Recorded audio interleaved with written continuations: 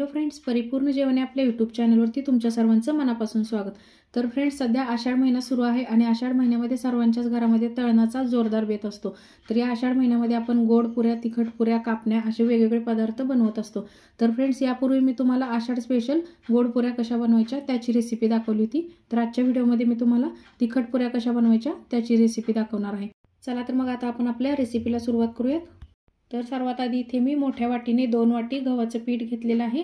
त्याचबरोबर 2 चमचे मी तांदळाचं पीठ घेतलेलं आहे। तर यासाठी मी नाश्त्याचा चमचा वापरलेला आहे।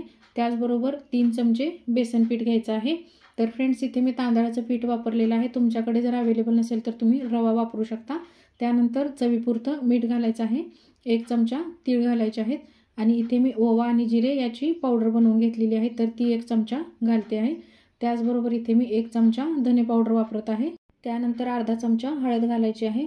त्याचबरोबर इथे मी कढीपत्त्याची पाने बारीक चिरून घेतलेली आहेत, ती ॲड केलेली आहेत आणि इथे बारीक चिरलेली कोथिंबीर पण घातलेली आहे। आणि आता सर्वात शेवटी इथे मी हिरवी मिरची आणि लसूण वाटून घेतलेला आहे, तर ती ॲड करते आहे। तर फ्रेंड्स, हिरव्या मिरचीचे प्रमाण तुम्ही तुमच्या आवडीनुसार कमी जास्त ठेवू शकता, परंतु या ज्या पुऱ्या आहेत तर त्या थोड्याशा तिखट असतील तरच खायला टेस्टी लागतात। तर आता हे सर्व साहित्य आपल्याला या पिठासोबत एकजीव करून घ्यायचं आहे आणि एकजीव झाल्यानंतर आपण यामध्ये थोडं थोडं पाणी घालून याचा गोळा तयार करून घेणार आहोत।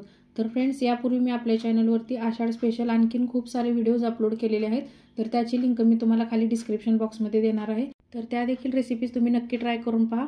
तर इथे आता थोडं थोडं पाणी घालत मी याला मळून घेते आहे। पाणी आपल्याला एकदम घालायचं नाही, तर अगदी थोडं थोडं पाणी घालतच आपल्याला याला मळत राहायचं आहे। तर फ्रेंड्स, आपल्या चॅनलवरती जर तुम्ही नवीन असाल तर लवकरात लवकर आपल्या चॅनलला सबस्क्राईब करून घ्या। तर हे जे पीठ मळत आहोत तर ते आपल्याला थोडंसं घट्टच मळायचं आहे।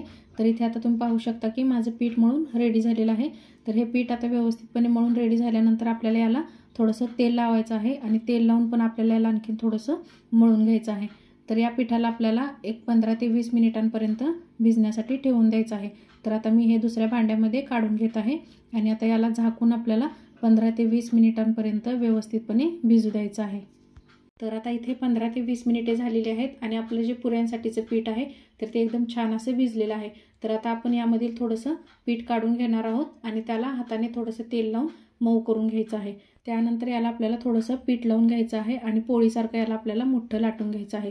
तुम्हाला जर पुऱ्या सेपरेट बनवायच्या असतील तर तुम्ही लहान लहान गोळे करून देखील या पुऱ्या बनवू शकता, परंतु मी इथे मोठी पोळी लाटून घेऊन मग त्याच्या पुऱ्या बनवून घेते।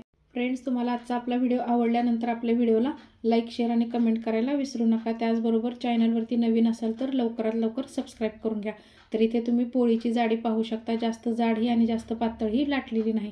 तर आता एक वाटी घेतलेली आहे आणि मी अशा प्रकारे वाटीने यावरती पुऱ्या बनवून घेत आहे। तर तुम्ही यापेक्षा लहान किंवा मोठ्या आकाराच्या देखील पुऱ्या बनवू शकता। तर इथे अशा प्रकारे एकदम 7 पुऱ्या बनवून रेडी झालेल्या आहेत आणि पुरीची जाडी देखील तुम्ही पाहू शकता की पुरी जास्त जाडही आणि जास्त पातळही झालेली नाही। तर सेम अशाच प्रकारे आपण राहिलेल्या सर्व पिठांच्या पोळ्या लाटून पुऱ्या बनवून घेणार आहोत। तर आता पुऱ्या तयार झाल्यानंतर आपल्याला याला तळून घ्यायचं आहे। तर इथे मी तळण्यासाठी तेल गरम करून घेतलेलं आहे। तेल आपल्याला पूर्ण गरम करून मग गॅसची फ्लेम ही कमी करायची आहे। तर गरम तेलामध्ये पुरी सोडल्यानंतर ती लगेच वरती यायला पाहिजे, तरच आपलं तेल हे परफेक्ट गरम आहे असं समजायचं। त्याचबरोबर फ्रेंड्स, तेलामध्ये पुऱ्या सोडल्यानंतर त्याला आपल्याला झारीने अशा प्रकारे तेलामध्ये थोडंसं प्रेस करायचं आहे, जेणेकरून त्या पुऱ्या पूर्णपणे फुगल्या जातील। तर इथे तुम्ही पाहू शकता की आपल्या सगळ्या पुऱ्या ह्या तेलामध्ये छान फुगलेल्या आहेत। तर याला आपल्याला मीडियम फ्लेमवरती खरपूस लाल रंग येईपर्यंत तळून घ्यायचा आहे। तर फ्रेंड्स, यामध्ये आपण तांदळाचं पीठ देखील वापरलेलं आहे, त्यामुळे या पुऱ्या खूप छान क्रिस्पी अशा लागतात। तर सेम अशाच प्रकारे आपण राहिलेल्या सर्व पुऱ्या देखील तळून घेणार आहोत।